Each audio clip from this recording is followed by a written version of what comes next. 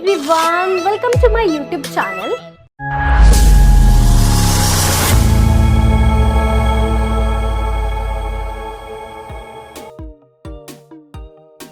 I'm रिया। आज के इस वीडियो में मैं आपको क्लास 12 इंडियन इकोनॉमिक्स का फर्स्ट चैप्टर स्टार्ट करवाने वाली हूँ, that is Indian economy on the eve of independence. इस चैप्टर में बेसिकली हम जो पढ़ने वाले हैं वो ये है कि इंडिपेंडेंस के टाइम पे और उससे पहले इंडिया की इकोनॉमी की सिचुएशन क्या रही है। जैसे कि हम जानते ही है कि 200 इयर्स ब्रिटिशर्स ने इंडिया पे आकर रूल किया है और उस पीरियड में ब्रिटिशर्स ने हमारी इंडिया को तहस नहस कर दिया है। तो क्या पिक्चर रही है, क्या क्या चीजें जो है हमारे इंडियंस ने फेस करी है, क्या क्या चैलेंजेस रहे हैं, वो सारी चीजें हम इस चैप्टर में डिस्कस करने वाले हैं। ठीक है जी, तो इस चैप्टर को स्टार्ट करते हैं। तो सबसे पहले बात आती है कि ब्रिटिशर्स का इंडिया में एंट्री कैसे हुई। तो ब्रिटिश एम्पायर जो इंडिया में सेट हुआ था वो बैटल ऑफ प्लाजी की वजह से हुआ था, जो कि नवाब्स ऑफ बंगाल और ईस्ट इंडिया कंपनी के बीच में हुआ था, जिसमें कि जो ईस्ट इंडिया कंपनी है उसने विक्ट्री पाली थी और धीरे धीरे उनने ब्रिटिश एम्पायर जो है इंडिया में सेटअप करना स्टार्ट करा। मेन पर्पस ब्रिटिश रूल का इंडिया में था, वो इंडियन इकोनॉमी को एज अ फीडर इकोनॉमी देख रहे थे। फीडर इकोनॉमी मतलब जैसे कि हम जानते ही है कि हमारी जो इंडिया है उसको सोने की चिड़िया बोला जाता था। दैट मीन्स इंडिया के पास बहुत अच्छे खासे रिसोर्सेज थे और ब्रिटिशर्स के पास थे नहीं। तो ब्रिटिशर्स ने सोचा कि हम इनसे रिसोर्सेज लेके जाएंगे और मशीन तो खैर उनके पास अच्छी खासी थी, ठीक है। मशीन्स का यूज करके इन रॉ मटेरियल को हम क्या करेंगे, फिनिश गुड्स बनाएंगे। ठीक है जी, तो ये स्ट्रैटेजी ब्रिटिशर्स के माइंड में सेट थी।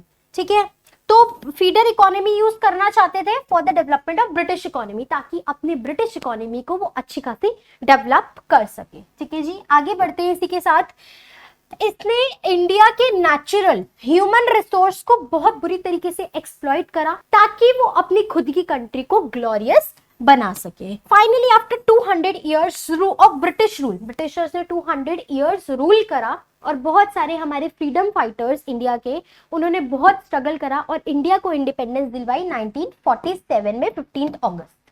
ठीक है जी, तो ये था हमारा पूरा इंट्रोडक्शन इस चैप्टर का। यहाँ से हमारे मेन चीजें स्टार्ट होती है। तो स्टार्ट करते हैं हम सबसे पहले, what was the condition of India before the advent of British rule. India की कंडीशन कैसी थी जब ब्रिटिशर्स हमारी इंडिया के अंदर नहीं आए थे। तो देखेंगे, India had an independent, self reliant and prosperous economy. India की जो इकोनॉमी थी वो बहुत प्रॉस्पेरस थी और बहुत सेल्फ रिलायंट थी, बहुत खुशहाली से वो अपनी जिंदगी जी रहे थे। ठीक है, एग्रीकल्चर जो था वो मेन सोर्स था लाइवलीहुड का बहुत सारे लोगों के लिए। 70 to 75% जो लोग हैं वो एग्रीकल्चर के अंदर इन्वॉल्व थे और इसीलिए इंडिया को अग्रेरियन कंट्री भी बोला जाता था। ठीक है, तो सबसे पहला पॉइंट हमारा प्रॉस्पेरस हमने करा कि इंडिया की इकोनॉमी जो थी ना वो बहुत प्रॉस्पेरस थी। ठीक है, सेकंड हमने देखा कि एग्रेरियन कंट्री बोला गया है। ठीक है, ये सारी बातें हमारे ब्रिटिशर्स से पहले की है। ठीक है, India was also known for its handicraft. India की हैंडीक्राफ्ट दैट मीन्स हाथ से बनी हुई चीजों की ना बहुत मान्यता थी, बहुत फेमस थी। ठीक है, industries in the field of cotton and silk और प्रेशियस स्टोन वर्क, ये सारी चीजें भी इंडिया के पास बहुत अच्छी खासी थी। तो ये सारी कंडीशन जो थी वो ब्रिटिशर से पहले। ठीक है जी, इस बात को अच्छे से आपने क्लियर करके चलना है। ठीक है, आप देखते हैं low level of economic development under the British rule. अब ब्रिटिशर्स आए, ब्रिटिशर्स के अंडर तो हमारी इकोनॉमी की डेवलपमेंट बहुत ही कम रही। ठीक है जी, what was the focus of the economic policies pursued by the colonial government in India. अब कॉलोनियल गवर्नमेंट जो थी दैट मीन्स ब्रिटिश गवर्नमेंट, वो हमारी इंडिया के अंदर कुछ इकोनॉमिक पॉलिसीज लेकर आए थे। अब उन इकोनॉमिक पॉलिसीज के पीछे क्या उनका माइंडसेट था, क्या रीजन था, इस क्वेश्चन में हमसे वो पूछा गया है। ठीक है, तो देखिए इकोनॉमिक पॉलिसीज जो कॉलोनियल गवर्नमेंट इंडिया के अंदर लाई थी उसका जो मेन मोटिव था वो अपनी इकोनॉमिक इंटरेस्ट, अपनी कंट्री की इकोनॉमिक इंटरेस्ट को प्रोटेक्ट करना चाहते थे। ठीक है, और उनको इंडियन इकोनॉमी के डेवलपमेंट से कोई भी मतलब था नहीं। ठीक है, ये पहला पॉइंट है। ठीक है। Such policies brought about a fundamental change. अब इसकी वजह से ना इंडिया के स्ट्रक्चर में एक फंडामेंटल चेंज आया। कैसे कि देखिए, सबसे पहले मैंने आपको बताया है कि इंडिया के पास रॉ मटेरियल अच्छे खासे थे, तो ब्रिटिशर्स ने क्या सोचा, इंडिया से रॉ मटेरियल लेंगे, तो इंडिया से ना रॉ मटेरियल वो लेने लगे। तो इंडिया की पोजीशन बस ये रही कि वो एक्सपोर्टर बन गया रॉ मटेरियल का और इंपोर्टर बन गया फिनिश गुड्स का। दैट मीन्स रॉ मटेरियल को यूज करके, वो अपनी मशीन्स वगैरह का यूज करके इंडियंस को ही क्या कर देते थे, फिनिश गुड्स सप्लाई कर देते थे। ठीक है, तो ये स्ट्रक्चर रहा है। ये दो बातें आपको क्लियर होगी, आई होप। ठीक है, आगे बढ़ते हैं। What were the impact of economic policies. अब इन इकोनॉमिक पॉलिसीज का क्या इम्पैक्ट रहा है, क्या क्या इसका जो है आगे कॉन्सिक्वेंसेस रहे हैं। इंडिया जो है ना एक एग्रीकल्चर कंट्री रही है सिर्फ। Through out the British period India सिर्फ और सिर्फ एग्रीकल्चर कंट्री रही है। इसके अलावा इंडिया में और चीजें हुई ही नहीं। ठीक है, दैट मीन्स इंडस्ट्रीज तो हुई नहीं होगी। तो यही बोला गया है, at the same time there were only few industries बहुत कम है और इंडिया की इंडस्ट्रीज के अंदर डिक्लाइन भी देखा गया है ब्रिटिश रूल के दौरान। बहुत सारे लोग जो है वो अनएम्प्लॉयड हो गए थे, बहुत सिचुएशंस खराब हो गई, जीडीपी की भी ग्रोथ इतनी अच्छी खासी थी नहीं। तो ये सारे इम्पैक्ट्स है किसके, कॉलोनियल पॉलिसीज के, जो colonial government economic policies India के अंदर लेकर आए थे। आई होप ये सेक्शन भी आपको अच्छे से क्लियर होगा। अब इसी के साथ हम नेक्स्ट क्वेश्चन पे आते हैं। Name some notable economist who estimated India's per capita income. अब ब्रिटिशर्स में से तो किसी ने ऐसा इंसेंटिव लिया नहीं कि वो इंडिया की इकोनॉमिक कंडीशन कैसी है ये जानने के लिए पर कैपिटा इनकम ही निकाल के देख ले। तो कुछ इंडियन इकोनॉमिस्ट ने ही इंडिया की पर कैपिटा इनकम को एस्टिमेट करा था। इसमें से जो लोग थे वो थे दादा भाई नौरोजी, आरसी देसाई, पिल्ले शराज और वीके आरवी राव। इन सब की जो एस्टिमेशन थी ना वो बहुत ज्यादा कॉन्फ्लिक्टिंग थी।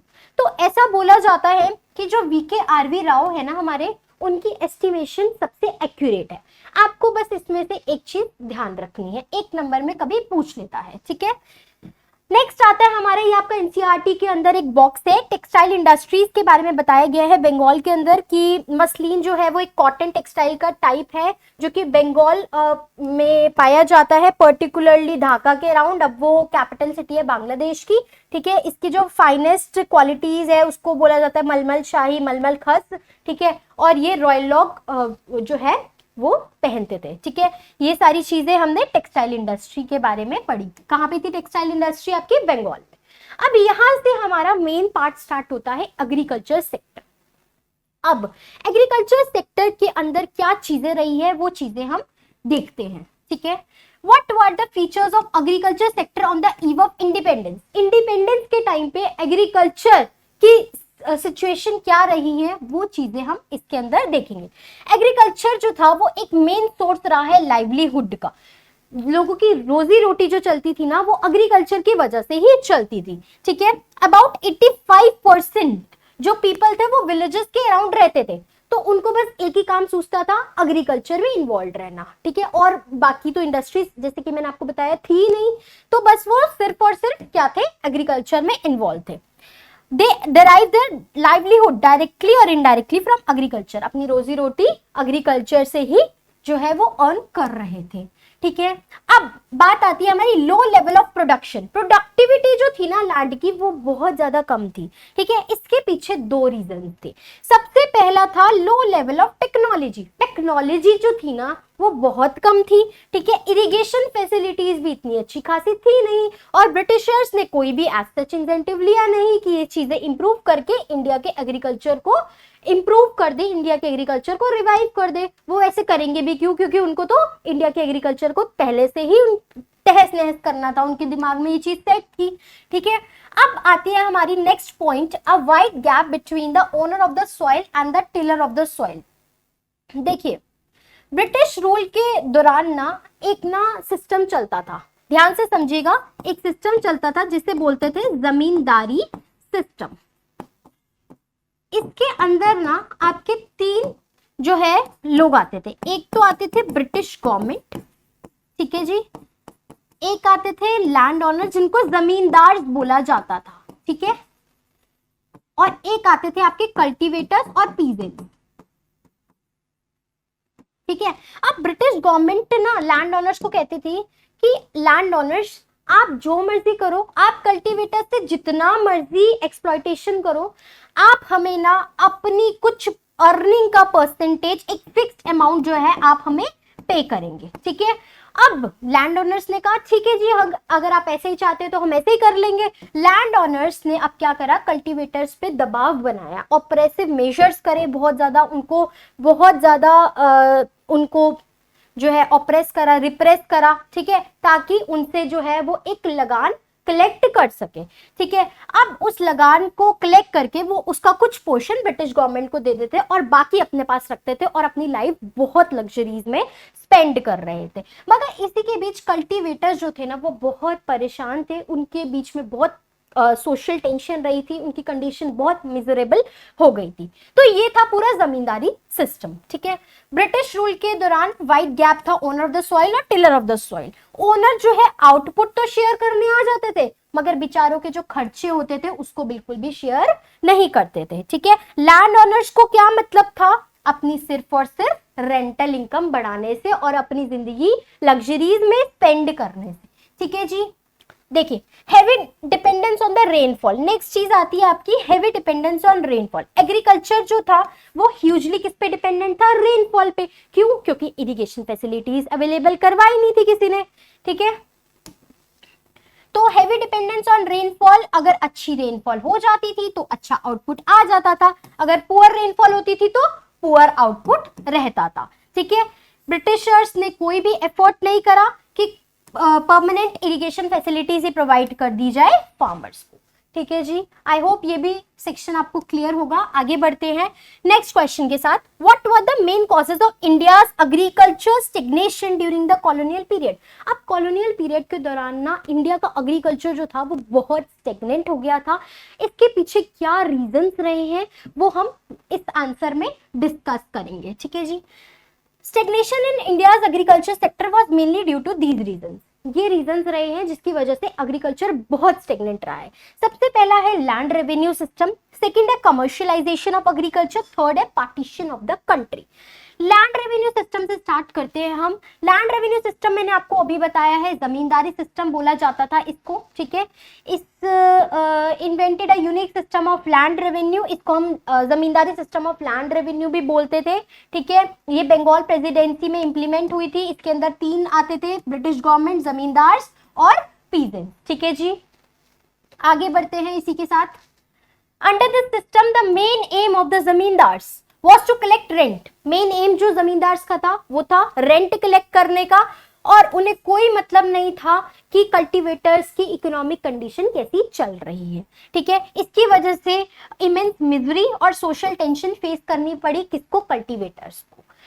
ठीक है जी, देखते हैं आगे। Zamindars were organised as permanent owners, recognised as permanent owners. Zamindars को परमानेंट ओनर्स माना जाता था सॉइल का। उन्हें कुछ अपना फिक्स पोर्शन गवर्नमेंट को पे करना पड़ता है। ठीक है, अगर उन्होंने नहीं किया तो उनके जो लैंड ओनरशिप राइट्स है उनसे छीन लिए जाएंगे। ठीक है जी, तो ये था आपका जमींदारी सिस्टम। अब नेक्स्ट कॉज स्टेग्नेशन का रहता है हमारा कमर्शियलाइजेशन ऑफ एग्रीकल्चर। अब ब्रिटिशर्स ने एक नई स्कीम लगाई। ब्रिटिशर्स ने इंडिया को प्रेशराइज करा, अपनी बातों में लेने की कोशिश करी कि आप ना कैश क्रॉप्स को ग्रो करना स्टार्ट करो। ठीक है, कैश क्रॉप्स जैसे कि इंडिगो, आप व्हीट राइस ग्रो करना बिल्कुल बंद कर दो। तो इंडियंस ने ब्रिटिश के प्रेशराइज में आके ऐसा करना स्टार्ट कर दिया। ठीक है, तो इसकी वजह से क्या हुआ, there was fall in the production of food crops. अब जो खाने के क्रॉप्स होते थे ना उसके अंदर बहुत फॉल आया। ठीक है, और इसकी वजह से बहुत प्रॉब्लम क्रिएट हो गई और उनका क्रॉपिंग पैटर्न फार्मर्स का क्या हो गया, पूरा चेंज हो गया। इसकी वजह से भी एग्रीकल्चर के अंदर स्टेग्नेशन देखी गई है। ठीक है, आगे बढ़ते हैं इसी के साथ। Indian agriculture transform into raw material exporting sector. India का एग्रीकल्चर सिर्फ क्या रह गया, रॉ मटेरियल जो है वो एक्सपोर्ट करेंगे ब्रिटेन के अंदर। बस यही इंडिया की कंडीशन रही थी। ठीक है जी, आगे डिस्कस करते हैं हम। अब नेक्स्ट कॉज है partition of the country. Country की पार्टीशन, जो whole of the fertile land था ना जूट के अंदर, वो पाकिस्तान के अंदर चला गया था। 1947 में जब पार्टीशन हुआ था तो इंडिया के एग्रीकल्चर में सबसे ज्यादा इफेक्ट जो हुआ था जूट इंडस्ट्री हुई थी। क्यों हुई थी जूट इंडस्ट्री? क्योंकि अभी हमने यहाँ पे डिस्कस करा, जो फर्टाइल लैंड था जूट इंडस्ट्री के अंडर वो किसके पास चला गया था? पाकिस्तान के पास चला गया था। इसकी वजह से इंडिया के एग्रीकल्चर के पास अब कुछ रहा नहीं। तो ये 3 कॉजेज रहे हैं हमारी इंडिया के एग्रीकल्चर स्टेग्नेशन के, ठीक है जी। इसके बाद इंडिया का एग्रीकल्चर जो था वो बहुत बैकवर्ड हो गया था, स्टेग्नेंट हो गया था, नॉन वाइब्रेंट हो गया था ब्रिटिश रूल के दौरान, ठीक है जी। यहां से हमारा जो एग्रीकल्चर सेक्टर जो होता है वो खत्म होता है।